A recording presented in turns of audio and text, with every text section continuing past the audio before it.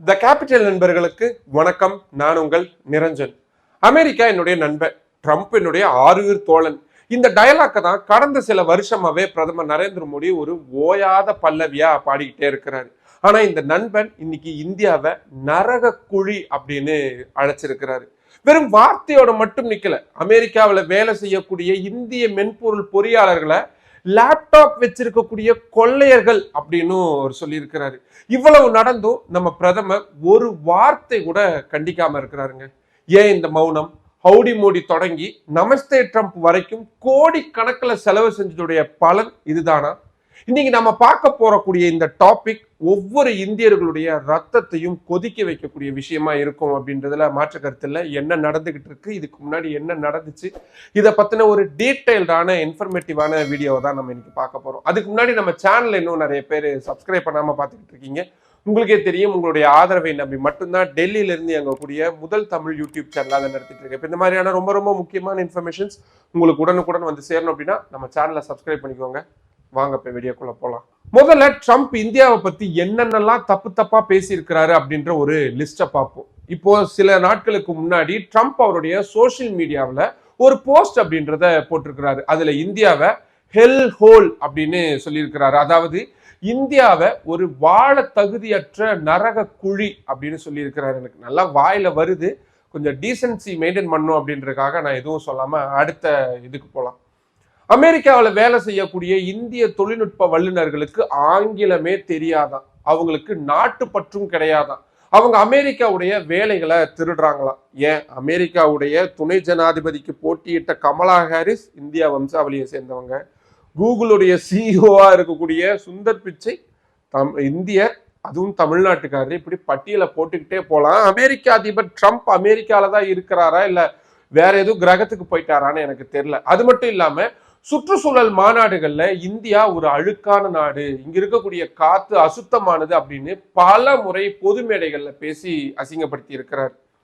அது மட்டும் இல்லாம H1B விசா கட்டணத்தை $2000 இருந்து $1,00,000 உயர்த்தணும் அப்படின்னு அவர் எடுத்த முடிவெடுத்தப்போ அதை நான் ஒரு ஜாலியான ஒரு ஜோக்கா தான் எடுத்து சொல்றேன் அப்படின்ற மாதிரியான ஒரு கேவலமான ஒரு விஷயமா தான் அவர் பண்ணிட்டு இருந்தார். 2025 இந்தியாவை செத்த பொருளாதாரம் அப்படின்னு அவர் கிண்டல் செஞ்சதோடு மட்டும் இல்லாம இந்திய இறக்குமதிகள் மீது 50% வரி அப்படின்றதையும் விதிச்சதோடு மட்டும் இல்லாம 100% வரி விதிப்பேன் அப்படின்னு மிரட்டிக்கிட்டே இருந்தாரு.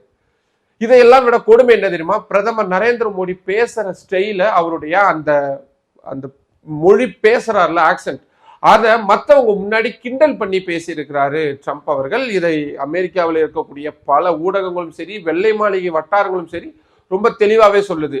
நண்பன் நண்பன் அப்படின்னு சொல்லி கட்டி பிடிச்சிட்டு பின்னால் இப்படி கேலி செய்யறது தான் ராஜதந்திரமானு எனக்கு தெரியல. இப்படி தொடர்ந்து இந்தியாவை அவமதிக்கிற ஒருத்தர் நமக்கு தேவைதானா? நமக்கே எவ்வளவு கோவம் வருது, பிரதமர் நரேந்திர மோடிக்கு எவ்வளவு கோவம் வந்திருக்கும், அவர் என்னென்னலாம் பண்ணியிருக்கிறாருன்னு பார்க்கலாமா? ஆனா நம்ம பிரதமர் நரேந்திர மோடி இந்த கோபத்துக்கு அப்படியே ஆப்போசிட்டா தான் நடந்துகிட்டு இருக்கிறாரோ அப்படின்ற ஒரு சந்தேகம் எழுது. ஏன்னா 2019 அமெரிக்காவுக்கு போய் ஹவுடி மோடி அப்படின்றத நடத்தினது யாரு? பிரதமர் நரேந்திர மோடி தான். அங்க போய் ஆப்கே பார் ட்ரம்ப் கே சர்க்கார், இந்த முறையும் ட்ரம்ப்புடைய ஆட்சி தான் அப்படின்னு ஒரு வெளிநாட்டுக்கு போய் ஒரு தேர்தல் பிரச்சாரம் பண்ணவராதான் பிரதமர் நரேந்திர மோடி வரலாற்றில் இடம்பெற்றிருக்கிறாரு. இது நம்ம நாட்டுக்கு எவ்வளவு பெரிய அவமானம். ஒரு இந்திய பிரதமர் இன்னொரு நாட்டு தேர்தலில் தலையிடுறது நிச்சயமா எனக்கு தெரிஞ்சு ராஜதந்திரம் கிடையாது. அப்புறமா 2020 ட்ரம்ப் இந்தியா வந்தாரு. நமஸ்தே ட்ரம்ப் அப்படின்ற ஒரு நிகழ்ச்சியை நடத்தினாரு.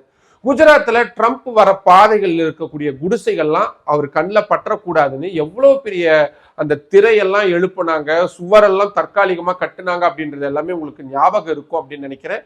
ஞாபகம் இல்லாட்டி ஜஸ்ட் கூகுள்ல போய் பண்ணி பாருங்க, அப்ப நடந்த கூத்து எல்லாமே உங்களுக்கு தெரியும்.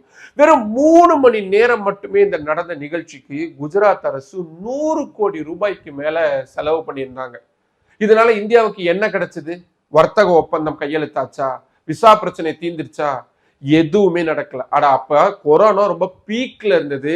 ட்ரம்ப் வந்துட்டு போனப்போ அந்த கொரோனா அப்படின்றது இன்னும் கொஞ்சம் பரவி நிறைய பேர் பாதிக்கப்பட்டாங்க அப்படின்றத தாண்டி நமக்கு என்ன கிடைச்சதுன்னு எனக்கு எதுவும் தெரியல. உங்களுக்கு ஏதாவது தெரிஞ்சது அப்படின்னா கமெண்ட் பாக்ஸ்ல சொல்லுங்க, நான் கண்டிப்பா தெரிஞ்சுக்கிறேன். இதுக்கிடையில நம்ம ஊர்ல இருக்கக்கூடிய சில அதிமேதாவிகள் ட்ரம்ப் தான் அடுத்த அதிபரா வரணும் அப்படின்னு சொல்லி காவி உடையெல்லாம் போட்டு ட்ரம்ப்புடைய போட்டோவுக்கு மாலை போட்டு பாலபிஷேகம் பண்ணி ஹோமம் வளர்க்கறது அப்படின்ற மாதிரியான காமெடிகள்லாம் பண்ணிக்கிட்டு இருந்தாங்க. Great again. Vote for Donald Trump. Make world great again. Vote for Donald Trump. Make world great again. எந்த ட்ரம்ப் இந்தியாவை நரக குழின்னு சொன்னாரோ இதே ட்ரம்ப்புக்காக தான் அவங்க ட்ரம்ப் மகாராஜா வாழ்க அப்படின்னு கோஷம் போட்டாங்க, ட்ரம்ப் மாமா வாழ்க அப்படின்னு கோஷம் போட்டாங்க. இந்த குரூப்பை என்னதாங்க சொல்றது? ஒருவேளை ட்ரம்ப் இவங்களுக்கெல்லாம் அமெரிக்காவில் கிரீன் கார்டை இலவசமா கொடுத்துருவாருன்னு நினைச்சுக்கிட்டு இதெல்லாம் பண்ணாங்களோ என்னவோ எனக்கு தெரியல. ஆனா இவங்க பண்ண இந்த காமெடி எல்லாம் பார்த்தா நிச்சயமா அமெரிக்காக்காரங்களே சிரிப்பாங்க. ஐயோ, நாங்களே அந்த ஆளை மதிக்க மாட்டோம், நீங்க என்ன இப்படி பண்ணிருக்கீங்கன்னு நிச்சயமா அவங்க கேள்வி கேட்பாங்க. ஆனா கடந்த காலத்துல இந்தியா இப்படி இருந்ததே கிடையாதுங்க. சாஸ்திரி காலத்துல ஒண்ணு நடந்துச்சு, பார்ப்போம்.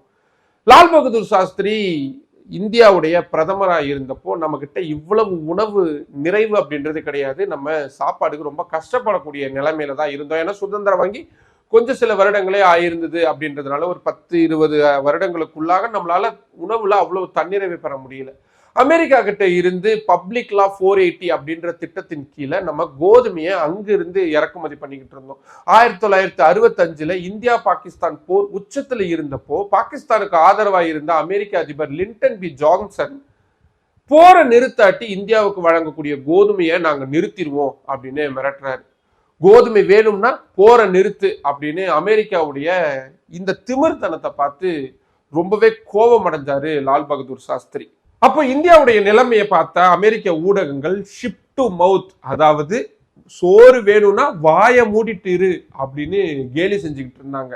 இந்த அவமானத்தை எப்படியாவது தொடச்செறிஞ்சிடணும் அப்படின்னு சாஸ்திரி முடிவு பண்ணாரு. அமெரிக்காவுடைய இந்த மிரட்டலுக்கு அடிபணிகிறத விட பட்டினியா இருந்து செத்து போவையா அப்படின்ற ஒரு முடிவு எடுத்தார். ஆனா நாட்டு மக்களுக்கு இதை செய்ய சொல்றதுக்கு முன்னாடி தன்னுடைய குடும்பத்துல சோதிச்சு பார்க்கணும் அப்படின்னு அவர் நினைச்சார். அவருடைய மனைவி அழைச்சு, நாளையிலிருந்து நம்ம வீட்டுல ஒருவேளை சாப்பாடை நிறுத்திரு, நம்ம பிள்ளைங்க பசியை தாங்கிக்கிறாங்க அப்படின்னா நிச்சயமா அது இந்தியர்களாலையும் செய்ய முடியக்கூடிய விஷயமா இருக்கும், அதை நான் பரிசோதிக்க விரும்புறேன் அப்படின்னு சொல்றாங்க. ஒரு நாள் முழுக்க ஒருவேளை தான் சாஸ்திரி சொன்னாரு. ஆனா சாஸ்திரியுடைய ஒய்ஃப் இன்னும் எக்ஸ்ட்ரீமா போய் ஒரு நாள் ஃபுல்லா அவங்களுடைய குழந்தைகளுக்கு சாப்பாடு எதுவும் கொடுக்காம பட்னி போட்டாங்க. அதுக்கப்புறம் தான் சாஸ்திரிக்கு புரிஞ்சது, ஓகே நம்ம ஃபேமிலி இதை ஏத்துக்கிட்டாங்க, நாட்டு மக்களும் ஏத்துக்குவாங்க அப்படின்ற ஒரு தைரியத்தோட ரேடியோ முன்னாடி ஒரு முக்கியமான அறைகூவலை நாட்டு மக்களுக்கு கொடுக்கிறார்.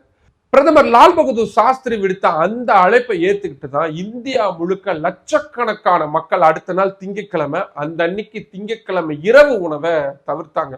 உணவகங்கள்ல திங்கட்கிழமை மாலைகள்லயே மூடப்பட்டுச்சு. இது ஒரு மிகப்பெரிய மக்கள் இயக்கமா மாறிச்சு. இந்தியர்கள் அமெரிக்காவுடைய கோதுமைக்காக தன்னுடைய நாட்டுடைய இறையாண்மையை விட்டு கொடுக்க தயாரா இல்லை அப்படின்ற அந்த ஒரு செய்தி உலகம் முழுக்க எதிரொலிச்சது. இந்த சம்பவத்தோட பின்னணியில பிறந்ததுதான் அந்த புகழ்பெற்ற முழக்கம், ஜெய் ஜவான் ஜெய் கிசான். எல்லையில நாட்டை பாதுகாக்கக்கூடிய வீரர்களுக்கு ஜெய் ஜவான், நாட்டை பசியிலிருந்து காப்பாற்றக்கூடிய போராட்டம் நடத்தக்கூடிய அந்த விவசாயிகளுக்கு ஜெய் கிசான். சாஸ்திரி அவர்கள் வெறும் பேச்சோட மட்டும் இதை நிறுத்தல. டெல்லியில இருக்கக்கூடிய தன்னுடைய அதிகாரப்பூர்வ பிரதமர் இல்லத்துடைய அந்த புல்வெளி லான் சொல்லுவாங்கல்ல, அது எல்லாத்தையும் தோண்டி எடுத்தாரு. அங்க கலப்பைய வச்சு உழுது விவசாயம் செஞ்சாரு. பிரதமரே விவசாயம் செய்யும் பொழுது நாம ஏன் செய்யக்கூடாது அப்படின்ற எண்ணம் இந்தியர்கள் கிட்ட தீயா பரவச்சு. இதுதான் பிற்காலத்துல இந்தியா உணவு உற்பத்தியில தன்னிறைவு அடையறக்கும், இந்திரா காந்தி காலத்துல பசுமை புரட்சி முழுசா நடைபெறதுக்கும் அடித்தளமா அமைஞ்சது. அன்னைக்கு அமெரிக்கா சோத்துக்கு வழி இல்லாத நாடு அப்படின்னு இந்தியாவை பார்த்து கேவலமா சிரிச்சாங்க. ஆனா சாஸ்திரி அப்படின்ற அந்த 5 அடி உயரம் இருக்கக்கூடிய மனுஷன் வயிற்று பசியை விட நாட்டுடைய மானம் தான் முக்கியம் அப்படின்னு உலகத்துக்கே காட்டினார். இன்னைக்கு இந்தியா உலகத்துக்கே சோறு போடக்கூடிய, ஏற்றுமதி செய்யக்கூடிய நாடா வளர்ந்துக்கிறதுக்கு காரணம் அன்னைக்கு சாஸ்திரி அவர்கள் எடுத்த அந்த ஒரு முடிவு தான். சாஸ்திரி மட்டும் கிடையாது, 1971 இந்திரா காந்தி இன்னொரு மாசான சீனை பண்ணாங்க. அப்போ அமெரிக்காவுடைய மிரட்டலை தாண்டி அவங்க ஒரு விஷயம் பண்ணாங்க, அது த்ரில்லர் சினிமாவுக்கு ஈக்குவலானது அப்படின்னு சொன்னா அதுல மாற்று கருத்தே கிடையாது. 1971 வங்கதேசம் அப்படின்ற நாடு உருவாகல. அப்போதைக்கு கிழக்கு பாகிஸ்தான், அதாவது இப்ப இருக்கல வங்கதேசம், அங்க இருக்கக்கூடிய மக்கள் மேல பாகிஸ்தான் ராணுவம் பயங்கர கொடூரமான தாக்குதல்கள் அப்படின்றத செஞ்சுக்கிட்டு இருந்தாங்க. மொழி அடிப்படையில தான், அது தனியா நம்ம ஒரு நாள் பார்ப்போம். இந்தியா அவங்களுக்கு உதவி செஞ்சது. அதனால பாகிஸ்தானுக்கு ஆதரவா இருந்த அமெரிக்காவுக்கு சரியான கோபம். இந்தியா போற நிறுத்தலைன்னா விளைவு ரொம்ப மோசமா இருக்கும்னு அமெரிக்க அதிபர் ரிச்சர்ட் நிக்சன் வெளிப்படையாவே மிரட்டினார். ஆனா இந்திரா காந்தி எதுக்கும் மசியல. உடனே அமெரிக்கா உலகத்திலேயே மிகப்பெரிய மற்றும் சக்தி வாய்ந்த தன்னுடைய 7வது கடற்படை 7th ஃபிளீட் அப்படின்னுவாங்க, அதை வங்கக்கடலுக்கு அனுப்பிச்சு வச்சாங்க. அதுல வெறும் போர்க்கப்பல் மட்டும் கிடையாது, USS என்டர்பிரைசஸ் அப்படின்ற மிகப்பெரிய அணுசக்தி விமானம் தாங்கி கப்பலாகவும் அது இருந்துச்சு. இந்தியா பயந்து போய் போர் நிறுத்தம் செஞ்சிரும், இல்லாட்டி நம்ம போய் டைரக்டா இந்தியாவை அட்டாக் பண்ணிடலாம், இதுதான் அமெரிக்காவுடைய பிளானா இருந்துச்சு. உலகமே பயந்து பார்த்துக்கிட்டு இருந்தாங்க. ஆனா இந்திரா காந்திக்கு துளியும் பதட்டமே இல்லை. ஏன்னா அவங்க அதுக்கு முன்னாடியே அதுக்கான பிளானை போட்டு வச்சுட்டாங்க. அவங்க ஏற்கனவே ரகசியமா அப்போ சோவியத் யூனியனா இருக்கக்கூடிய இப்போதைய ரஷ்யா கூட ஏற்கனவே ஒரு பாதுகாப்பு ஒப்பந்தம் அப்படின்றத போட்டிருந்தாங்க. அமெரிக்கா கப்பலை அனுப்பின அடுத்த நிமிஷம் ரஷ்யா கிட்ட இருந்து அவங்களுடைய நீர்மூழ்கி கப்பல்களும் போர் கப்பல்களும் அதே வங்கக்கடலுக்கு வந்து இறங்குச்சு. அமெரிக்கா என்ன நினைச்சதுன்னா இந்தியாவை ஈஸியா மிரட்டிடலாம் அப்படின்னு. ஆனா அங்க வந்த ரஷ்ய போர்க்கப்பல்களை பார்த்த உடனேயே அமெரிக்க கேப்டனுக்கு வேர்த்து நடுங்கிருச்சு. அப்போ இருந்த அதிபருக்கும் கூட தான். ஏன்னா ரஷ்யா அணு ஆயுதங்களோட வந்து நிக்குது. நீ ஒரு அடி முன்னாடி எடுத்து வச்ச நாங்க உன்னை காலி பண்ணிடுவோம் அப்படின்னு ரஷ்யா சிக்னல் கொடுத்தாங்க. அமெரிக்கா போர்க்கப்பல் தூரத்துல நின்று வேடிக்கை பார்த்துக்கிட்டு இருக்கும் போதே இந்திய ராணுவம் வெறும் 13 நாள்ல பாகிஸ்தானை சரணடைய வச்சு 93,000 பாகிஸ்தான் வீரர்களை இந்தியா முன்னாடி மண்டியிட வச்சாங்க. புதுசா ஒரு வங்கதேசம் அப்படின்ற நாட்டையே உருவாக்கி காட்டினாங்க. அதுதான் இந்திரா. நிக்சன் இந்திரா காந்தியை பத்தி தரக்குறைவா பேசிக்கிட்டு இருந்தாரு. ஆனா அவங்க முன்னாடி போய் நின்னப்போ அவரால் ஒரு வார்த்தை கூட பேச முடியல. அமெரிக்கா அப்படின்ற ஒரு பெரிய சக்தி நேர்ல வந்தும் கூட என் நாட்டு பாதுகாப்புல கை வச்சா நான் சும்மா விட மாட்டேன் அப்படின்னு நின்ன அந்த இரும்பு பெண்மணி தான் இந்தியாவுடைய தைரியத்துடைய பெருமையா இன்னைக்கு வரைக்கும் இருக்கிறாங்க. அன்னைக்கு உலகமே எதிர்த்து நின்னப்போ இந்தியா தன்னுடைய தன்மானத்தை எந்த இடத்துலயுமே விட்டு கொடுக்கல. ஆனா இன்னைக்கு ட்ரம்ப் மாதிரியான ஆட்கள் நம்மள நரக குழின்னு சொல்றப்போ நாம அந்த பழைய சிங்கங்களுடைய வரலாறை தான் நினைச்சு பார்க்க வேண்டியதா இருக்கு. வேற ஆப்ஷன் நமக்கு இல்லை. இது வெறும் இவங்க 2 பேரோட மட்டும் இல்ல. 1998 வாஜ்பாய் பிரதமரான உடனேயே எடுத்த அதிரடி முடிவு தான் அந்த பொக்ரான் 2 அணு ஆயுத சோதனை. அமெரிக்காவுடைய உளவு அமைப்பான CIA-வுக்கே தெரியாம இந்த சோதனையை இந்தியா வெற்றிகரமா செஞ்சு முடிச்சது. சோதனை நடந்த அடுத்த நிமிஷமே அமெரிக்க அதிபர் பில் கிளின்டன் செம்ம கடுப்பாயிட்டாரு. இந்தியா மேல கடுமையான பொருளாதார தடைகளை விதிச்சாரு. இந்தியா இதுல இருந்து மீள முடியாது, உலக நாடுகள் எல்லாம் இந்தியாவை தனிமைப்படுத்திரும் அப்படின்னு எல்லாருமே மிரட்டிக்கிட்டு இருந்தாங்க. ஆனா வாஜ்பாய் அதுக்குமே அசரல. என் நாட்டுடைய பாதுகாப்புக்கு அணு ஆயுத சோதனை அவசியம், இதுக்காக எந்த தடையும் நான் சந்திக்க தயார் அப்படின்னு மாறு தட்டி நின்னாரு. கொஞ்ச காலத்திலேயே அமெரிக்காவுக்கு புரிஞ்சிருச்சு இந்தியாவை தள்ளி வச்சா அவங்களுக்கு தான் நஷ்டம் அப்படின்னு. மிரட்டல் விடுத்த அதே பில் கிளின்டன் 2000வது வருஷம் இந்தியாவுக்கு வந்து வாஜ்பாய் கூட நட்பு பாராட்ட வேண்டிய ஒரு நிலைமைக்கு தள்ளப்பட்டாரு. இதுதான் ரியல் ராஜதந்திரம். இதுக்கப்புறமா 2008 மன்மோகன் சிங் அவர் பங்குக்கும் ஒண்ணு பண்ணாரு. அப்போ இந்தியா அமெரிக்கா அணுசக்தி ஒப்பந்தம் அப்படின்றது ரொம்ப ரொம்ப முக்கியமானதா இருந்தது. அது கண்டிப்பா தேவை அப்படின்னு மன்மோகன் சிங் முடிவு செஞ்சிருந்தாரு.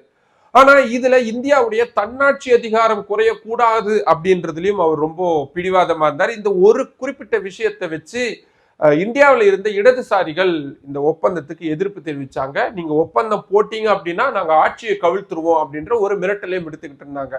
அமெரிக்க அதிபர் ஜார்ஜ் புஷ்ஷுக்கு தெரியும் இந்தியாவுக்கு இது எவ்வளவு முக்கியமானது அப்படின்னு.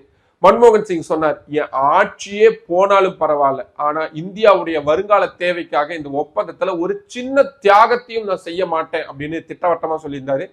அமெரிக்காவுக்கு என்ன பண்றதுன்னு தெரியல, பல நிபந்தனைகளை தளர்த்த வேண்டியதா இருந்தது. இந்தியாவை ஒரு தனித்துவமான அணு ஆயுத நாடு அப்படின்னு அமெரிக்காவே அங்கீகரிச்சது. அங்கீகரிக்க வச்சவர் மன்மோகன் சிங்.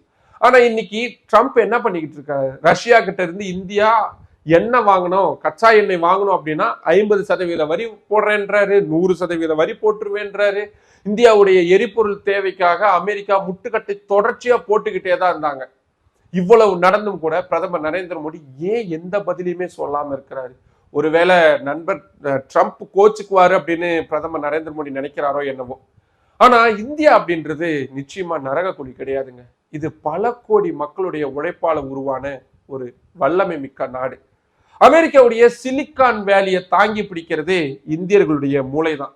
அவர்களை கொள்ளைக்காரர்கள் அப்படின்னு ட்ரம்ப் சொல்றது 140 கோடி இந்தியர்களையும் அவமரியாதை செய்யறதுக்கு சமம். நட்பு அப்படின்னா சமமா இருக்கணும், 2 பேர்ட்டுமே பரஸ்பரமா மரியாதை இருக்கணும். ஒருத்தர் மட்டும் திட்டிக்கிட்டே இருக்கிறாரு, இன்னொருத்தர் கட்டிப்பிடிச்சுக்கிட்டே இருக்கிறாரு அப்படின்னா அது நிச்சயமா நட்பு கிடையாது. இதுல அடிமைத்தனம் அப்படின்றத சொல்றத தவிர எனக்கு வேற எந்த வார்த்தையை தேர்ந்தெடுக்கிறது எனக்கு தெரியல. இனியாவது இந்திய அரசு தன்னுடைய மௌனத்தை கலைச்சு, பிரதமர் நரேந்திர மோடி தன்னுடைய மௌனத்தை கலைச்சு ட்ரம்புடைய இந்த இனவாத பேச்சுக்கு தகுந்த பதிலடி கொடுக்கணும். அப்படி பிரதமர் நரேந்திர மோடி நடந்துக்குவார்னு உங்களுக்கு தோணுதான்? உங்களுக்கு தோணுச்சுன்னா அதை கீழே கமெண்ட் பாக்ஸ்ல சொல்லுங்க. ஒட்டு மொத்தமா நான் சொன்ன இந்த பழைய வரலாற்று தகவல்கள், இப்ப நடந்துட்டு இருக்கக்கூடிய விஷயங்களை பத்தின உங்களுடைய மேலான கருத்துக்கள் எது இருந்தாலும் அதை கீழே கமெண்ட் பாக்ஸ்ல சொல்லுங்க. மற்றும் ஒரு வீடியோவில் சந்திக்கலாம். நன்றி. நம்மளோட த கேபிட்டல் சேனலை இன்னும் நிறைய பேர் சப்ஸ்கிரைப் பண்ணாம பார்த்துக்கிட்டு இருக்கீங்க. உங்களுக்கே தெரியும், உங்களுடைய ஆதரவை நம்பி மட்டும்தான் டெல்லியிலிருந்து இயங்கக்கூடிய முதல் தமிழ் யூடியூப் சேனல் அதை நடத்திட்டு இருக்கு. இப்போ இந்த மாதிரியான ரொம்ப ரொம்ப முக்கியமான இன்ஃபர்மேஷன்ஸ் உங்களுக்கு உடனுக்குடன் வந்து சேரணும் அப்படின்னா நம்ம சேனலை சப்ஸ்கிரைப் பண்ணிக்கோங்க. நம்ம வீடியோஸை நிறைய பேர் கொண்டு போய் சேருங்க. லைக் பண்ணுங்க, கமெண்ட் பண்ணுங்க. உங்களுடைய ஆதரவை அதிக அளவில் தாருங்கள். நன்றி.